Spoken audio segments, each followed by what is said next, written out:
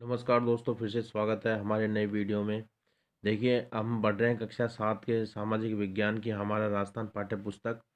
और इसमें हमने पिछले चैप्टर में जो है पाठ 5 से पढ़ लिया था, राजस्थान में व्यापार। और आज है पाठ 6, राजस्थान के प्रमुख शासक। इसमें हम राजस्थान के प्रमुख शासकों के बारे में जानकारी प्राप्त करेंगे। और ये है पाठ 6, राजस्थान के प्रमुख शासक। देखिए, पाठ की शुरुआत ऐसे होती है, कुछ बच्चे घूमने के लिए जाते हैं तो वो आपस में चर्चा करते हैं घूमने के लिए। तो बोलता है एक बच्चा कि मैंने जंतर मंतर देखा है, तो दूसरा कहता है कि हाँ, उसे सवाई जयसिंह ने बनवाया था। और इसके अलावा एक दूसरा बालक कहता है कि हम चित्तौड़गढ़ घूमने गए थे तो वहाँ हमने विजय स्तंभ देखा, जिसको महाराणा कुंभा के द्वारा बनवाया गया था। इस प्रकार से पाठ की शुरुआत होती है। और अध्यापक जी उसमें बच्चों को भारत राजस्थान के प्रमुख शासकों के बारे में बताते हैं। और जो पहले शासक हैं वो है पृथ्वीराज चौहान। इनका जो शासनकाल है वो 1177 से 1192 तक रहा है। और इनके पिता का नाम सोमेश्वर और माता का नाम कर्पूरी देवी था। ये अल्पायु में इनके पिता की मृत्यु हो गई थी, तो उनकी माता जो कर्पूरी देवी थी वो संरक्षिका के रूप में इन्होंने शासन का कार्यभार संभाला था। और ये जो जब अल्पायु थे तो इनके सगे संबंधियों ने भी काफ़ी फायदा उठाना चाहा, इनके राज्य को हड़पना चाहा, लेकिन इनकी माता ने ऐसा होने नहीं दिया। पृथ्वीराज चौहान जो थे वो एक बहुत योग्य प्रशासक, वीर साहसी योद्धा और सेना नायक से गुणों से युक्त थे। इनको 6 भाषाओं का ज्ञान था। विद्यापति गौड़, वागीश्वर, जयानक, विश्वरूप, जनार्दन, चंद बरदाई, पृथ्वी भट्ट जैसे महान लेखक इनके दरबार की शोभा बढ़ाते थे, अर्थात इनके दरबार में उपस्थित रहते थे। और एक प्रसिद्ध ग्रंथ है पृथ्वीराज रासो, इसकी रचना चंद बरदाई के द्वारा की गई थी। ठीक है, एग्जाम में बहुत बार पूछ लेते हैं, पृथ्वीराज रासो की रचना चंद बरदाई के द्वारा की गई थी। अब है महाराणा कुंभा। इनका जो शासनकाल है 1433 ईस्वी से लेकर 1468 ईस्वी तक रहा है। इन सिसोदिया वंश के कला प्रेमी शासक कुंभा का जन्म 1417 ईस्वी में चित्तौड़ में हुआ था। और ये 1433 में मेवाड़ के राज सिंहासन पर बैठे थे। महाराणा कुंभा को कई समस्याओं का सामना करना पड़ा, लेकिन इनकी जो प्रमुख उपलब्धियां हैं उनमें है बूंदी, गागरोन, सिरोही, वागड़ विजय, मेवाड़ और मारवाड़ की मैत्री। ये प्रमुख इनकी उपलब्धियां हैं जो इन्होंने अपने जीवन काल में प्राप्त की।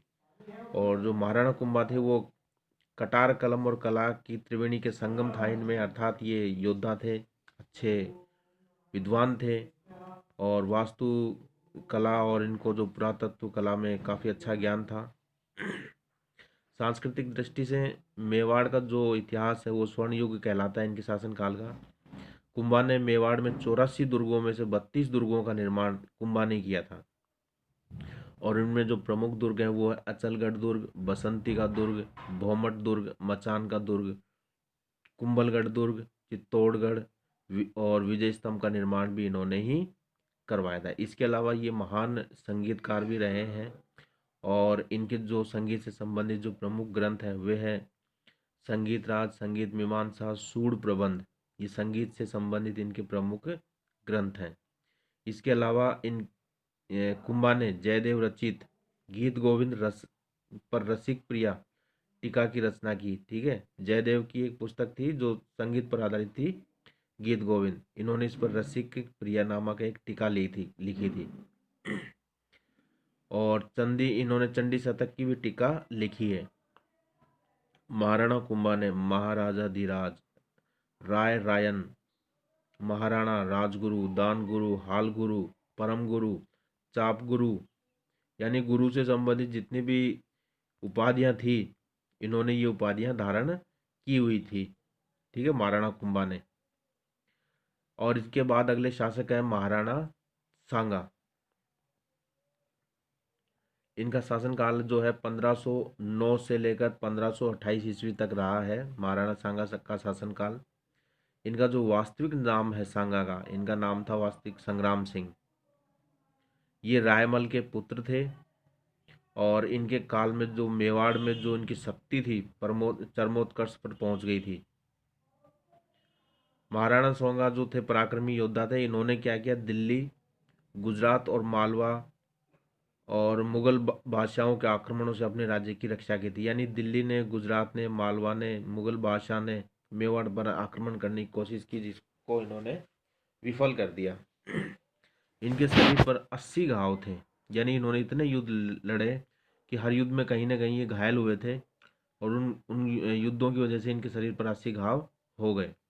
जो राणा सांगा अपनी वीरता और उदारता के लिए ये प्रसिद्ध शासक रहे हैं। अगले शासक हैं मालदेव। मालदेव, इनका जो शासनकाल 1532 से लेकर 1562 ईस्वी तक रहा है। ये राठौड़ वंश के राव गंगा के ज्येष्ठ पुत्र थे, यानी बड़े पुत्र थे। और मारवाड़ के इतिहास में राव मालदेव का जो शासनकाल है वो मारवाड़ का शौर्य युग कहलाता है। इन्होंने अपने शासनकाल में कुल 52 युद्ध किए थे। इनका एक साथ छोटे बड़े 68 परगनों पर अधिकार रहा। यानी इन्होंने 52 युद्ध किए और इनके जो राज्य में 68 परगने थे। सर्वप्रथम इन्होंने भाद्राजून को जीता। इसके बाद नागौर, मेड़ता, सिवाना, बीकानेर पर मालदेव ने विजय प्राप्त की। मालदेव ने सोजत दुर्ग, मालकोट दुर्ग जो मेड़ता में है, और पोखरण दुर्ग का निर्माण करवाया। ये इनके द्वारा निर्मित प्रमुख दुर्ग हैं। देखिए, मालदेव जो थे वो महान शासक रहे हैं। इन्होंने शेरशाह सूरी से भी युद्ध किया था। जब राजस्थान का इतिहास हम पढ़ते हैं तो राजस्थान के प्रमुख युद्धों में से आता है ये। 1562 ईस्वी में मालदेव का देहांत हो गया था। मालदेव को फारसी इतिहासकारों ने हशमत वाला शासक, ठीक है, हशमत वाला शासक के नाम से पुकारा है। देखिए, इनका और जो शेरशाह सूरी का जो युद्ध हुआ था, ठीक है, शेरशाह जो सूरी है वो बड़ी मुश्किल से ही जीत पाया था इस युद्ध को। और उसका कारण भी ये था कि उन्होंने थोड़े चालाकी से काम लिया शेरशाह सूरी ने, जिसकी वजह से वो जीत पाया। और जीतने के बाद उनका एक प्रसिद्ध कथन रहा कि मैं मुट्ठी भर बाजरे के लिए हिंदुस्तान की बादशाहत खो देता। अगले शासक हैं महाराणा प्रताप। जब राजस्थान का इतिहास हम पढ़ते हैं, महाराणा प्रताप का जिक्र नहीं हो तो ऐसा संभव ही नहीं है। इनका जो शासनकाल 1572 ईस्वी से लेकर 1597 ईस्वी तक रहा है। महाराणा जो प्रताप थे ये उदय सिंह के बड़े पुत्र थे। इनका जो जन्म है 9 मई 1540 को कुंभलगढ़ में हुआ था, और इनकी माता थी जयवंता बाई। और राणा प्रताप का जो राज्याभिषेक है वो हुआ 28 फरवरी 1572 ईस्वी को। इन्होंने शासन ग्रहण करते ही मुगल शासक अकबर की मेवाड़ का अधिकार करने की इच्छा, इसके अलावा मेवाड़ की आर्थिक और सैन्य शक्ति को सुदृढ़ करना, और भाई जगमाल जो इनके भ्राता थे छोटे, जगमाल का रूठ कर अकबर की शरण में चले जाना, ये प्रमुख कठिनाइयां थी जिनका सामना इन्होंने किया। महाराणा प्रताप के शासनकाल में कृषि और वनों के विकास का भी प्रयास किया था इन्होंने। इन विषयों पर इन्होंने विश्व वल्लभ जैसी पुस्तक भी लिखवाई थी। यानी इन्होंने नहीं लिखी थी, लेकिन इनके शासनकाल में इन्होंने ये लिखवाई थी विश्व वल्लभ, जो कृषि और वनों से संबंधित है। महाराणा प्रताप जो थे वो मानवाधिकारों की हमेशा पोषण करते थे, और ये युद्ध कला अपनी वीरता के लिए जाने जाते थे। उन्होंने अपने व्यक्तित्व से मेवाड़ के प्रत्येक व्यक्ति को मातृभूमि की स्वतंत्रता के लिए सब कुछ न्यौछावर करने देने वाला महान योद्धा बना दिया। अगले शासक हैं महाराजा राय सिंह। इनका जो शासनकाल 1574 ईस्वी से लेकर 1612 ईस्वी तक रहा। ये बीकानेर के राव कल्याणमल के बड़े पुत्र रहे हैं, और इनका जो जन्म है वो जन्म है 20 मई 1541 को। 1574 ईस्वी में राय सिंह का राज्याभिषेक हुआ।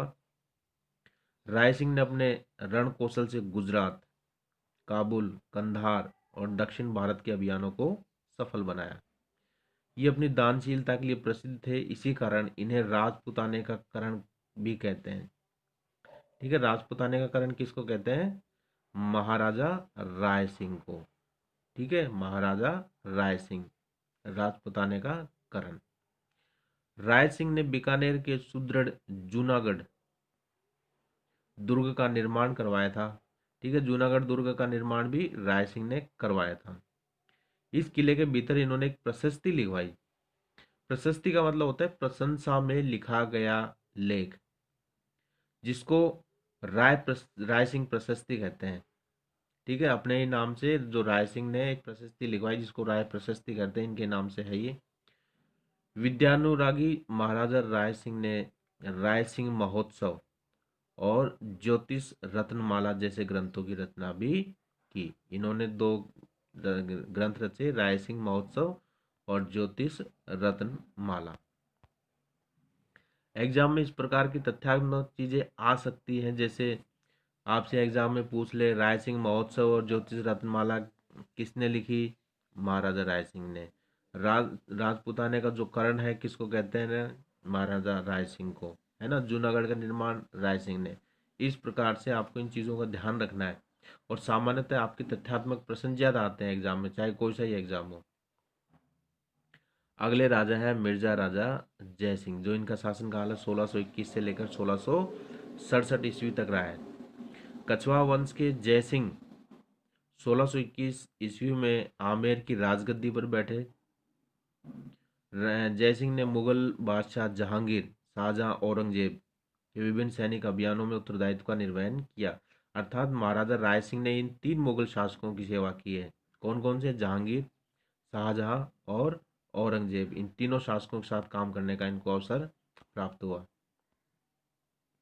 आमेर का शासन संभालते ही जहांगीर ने सर्वप्रथम अहमदनगर के मलिक अंबर के विरुद्ध अभियान पर भेजा गया इनको, और शाहजहां ने 1639 ईस्वी में जय सिंह को मिर्जा राजा की उपाधि से विभूषित किया।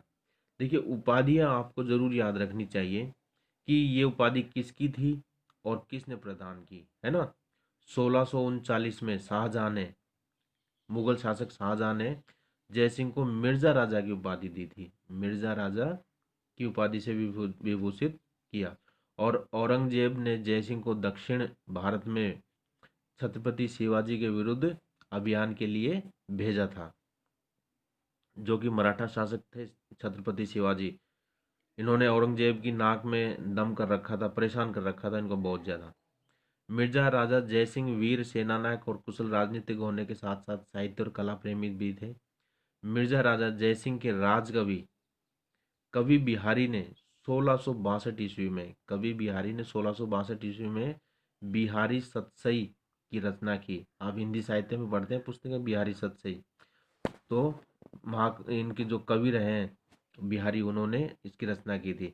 जयसिंह के अन्य जो दरबारी कवि थे वो राम कवि थे। इन्होंने जयसिंह चरित्र नामक एक पुस्तक लिखी। जयसिंह चरित्र, जयसिंह के चरित्र पर आधारित पुस्तक है। किसने लिखी? राम कवि ने। अगले महान शासक रहे हैं महाराजा जसवंत सिंह। इनका जो शासनकाल है 1638 से लेकर 1678 तक इनका शासनकाल रहा है।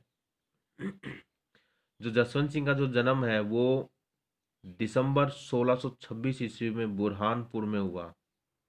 पिता गज सिंह की मृत्यु के पश्चात जसवंत सिंह का राज्याभिषेक किया गया, अर्थात गज सिंह इनके पिता थे। मुगल बादशाह शाहजहां ने जसवंत सिंह को महाराजा की उपाधि दी। ठीक है, शाहजहां ने इनको क्या उपाधि दी? जसवंत सिंह को महाराजा। मुगल उत्तराधिकार युद्ध में जसवंत सिंह पहले शाही सेना यानी शाहजहां के साथ थे, परंतु बाद में आमेर शासक जयसिंह के कहने पर इन्होंने दोराई के युद्ध में औरंगजेब का साथ दिया था। यानी ये दारा शिकोह के पक्ष में इन्होंने युद्ध लड़ा था।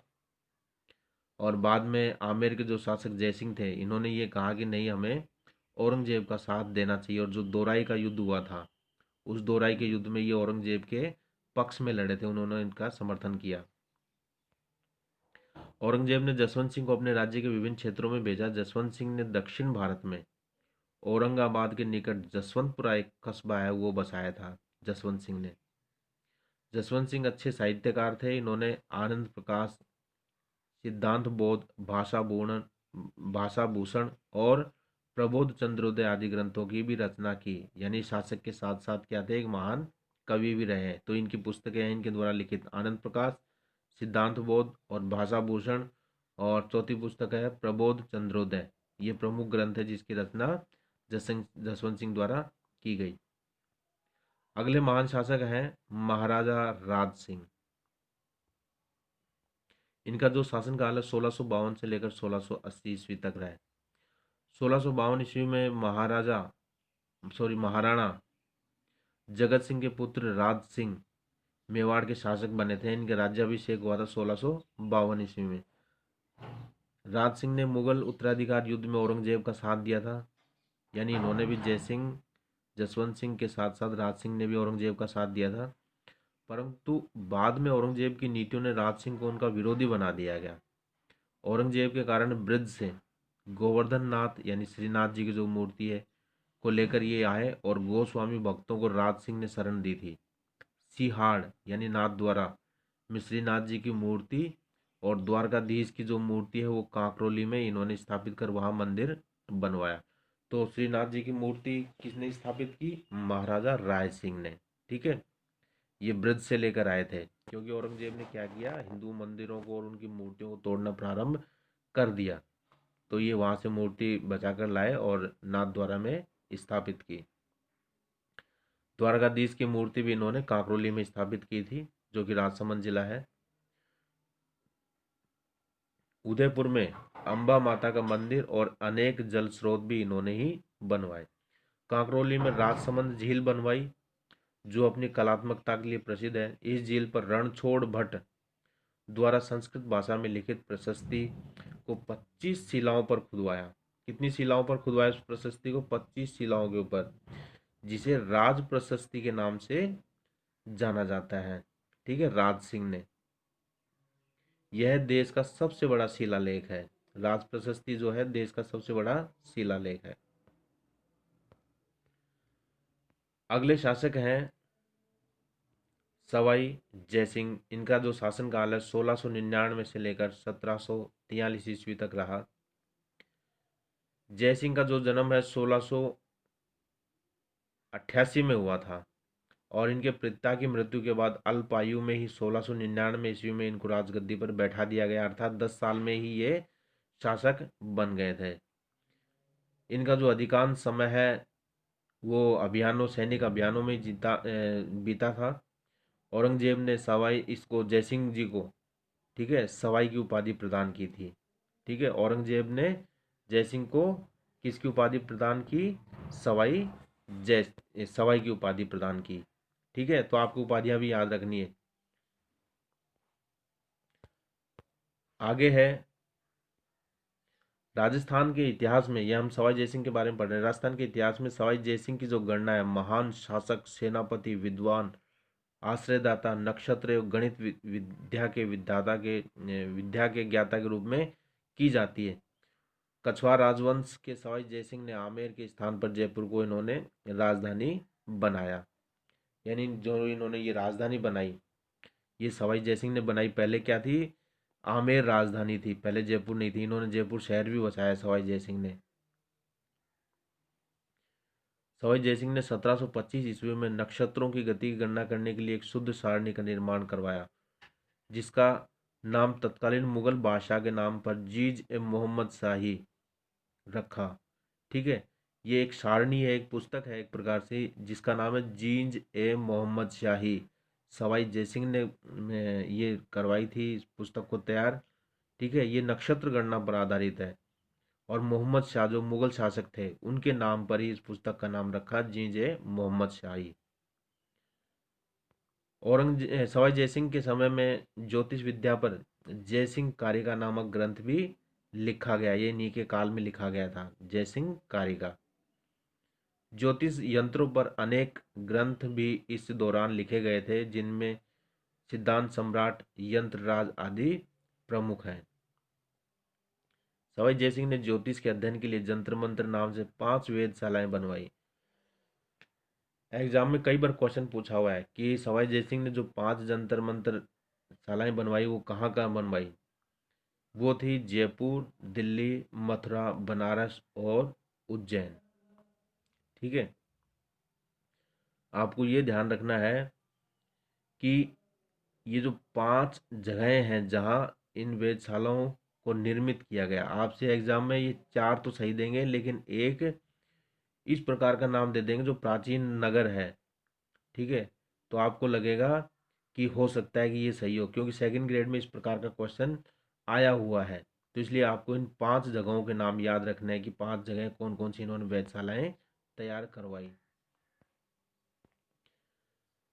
अगले शासक हैं महाराजा सूरजमल। इनका जो शासन काल है 1755 से लेकर 1763 तक रहा है। ये अल्पकाल तक ही शासक रहे हैं, लेकिन महान शासक रहे हैं, इतने जितने भी समय रहे अपनी वीरता के लिए प्रसिद्ध रहे। ये जो महाराजा सूरजमल हैं ये भरतपुर के शासक थे। इनके पिता का नाम बदन सिंह था और बदन सिंह की अस्वस्थता के कारण इनको राजपाट सौंपा गया था। मुगल साम्राज्य व अन्य राज्य जो अवनति की ओर जा रहे थे, यानी मुगल साम्राज्य धीरे धीरे कमजोर हो रहा था। जब 1707 में जब औरंगजेब की मृत्यु हो गई, तो उसके बाद जितने भी उत्तराधिकारी बने वो सारे कमजोर उत्तराधिकारी साबित हुए, और उन मुगल शासकों की कमजोरी का ही फायदा महाराजा सूरजमल ने उठाया।